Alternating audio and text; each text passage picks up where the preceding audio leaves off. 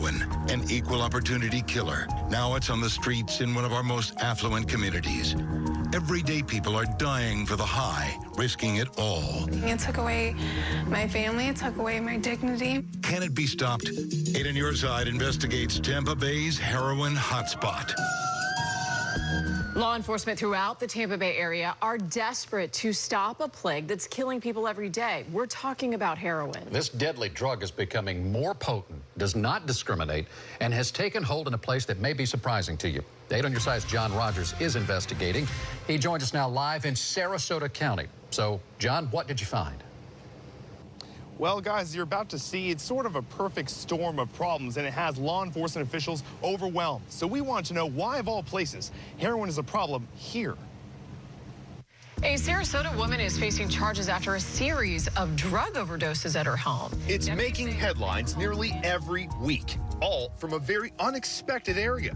Heroin is a problem in, of all places, Sarasota, a haven of culture, prosperity, and world-renowned beaches.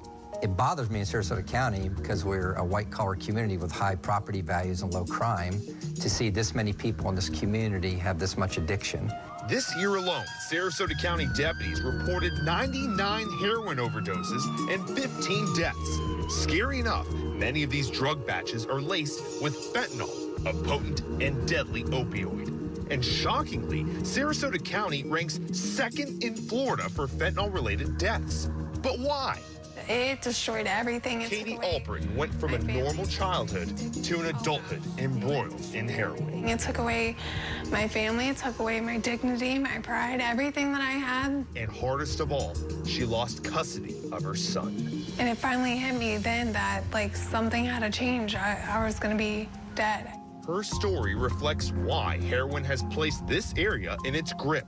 Years ago, Sarasota County had a huge problem with prescription drug abuse. When area officials shut down these local pill mills, addicts like Albritton had nowhere to get their fix. I used to lay in bed and shake if I didn't have it. Officials discovered heroin comes in from Mexico and is widely available in Manatee County. Now the drug is spreading south to Sarasota. PJ Brooks counsels recovering addicts. He has found that heroin impacts people of all ages, races, and economic classes. Brooks argues around the Sarasota area, there are not enough resources or affordable recovery programs to save these addicts. We're talking about hundreds of people that need access to care that just aren't getting it, and their drug of choice is life-threatening. I tried to get into programs. They wanted money. I didn't have money, and that was a big thing. I didn't have insurance, so that cut that off. So what's the solution? Well, for one, money. Experts are begging for more state and federal funding for treatment programs and counselors. And also, the community needs to step up and stop their family and friends from being embroiled in this crisis. Do you have hope that this will one day be stopped? I do. I do. I just don't know when. I don't know how long. Katie Albritton now lives a life free from heroin and is hopeful the community can be freed too. Sheriff Tom Knight has also trained and equipped his deputies with Narcan to treat any heroin addicts that they encounter out there in the streets. And he's also aggressively pursuing these dealers and arresting as many as he can. But he keeps emphasizing that you can't arrest your way out of this problem. This is going to take a whole community-wide effort to eventually win this fight. Jen? John Rogers live for us in Sarasota tonight. John, thank you. This is worrisome. While doing a little more research on this problem, I came across a shocking new report. This was published within the past week or so by the Florida Department of Law Enforcement. It shows within the first 6 months of 2016, there was a 25% increase in the number of deaths caused by heroin compared to the first half of 2015. That's a 6-month period. Now, even more alarming, look at this.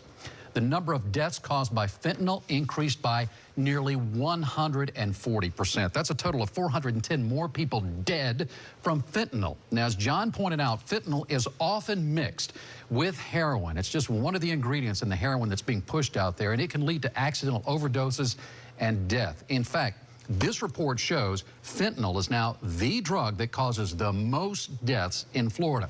And just this last week, actually, it was just on Friday, the Florida legislature passed a bill adding fentanyl to the state's drug trafficking statute.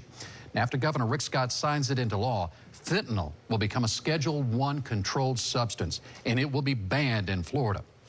Now, even more importantly, we're doing some more digging on how fentanyl-laced heroin is making it from Mexico to the Tampa Bay area, and we promise to pass that information along to you just as soon as we get it.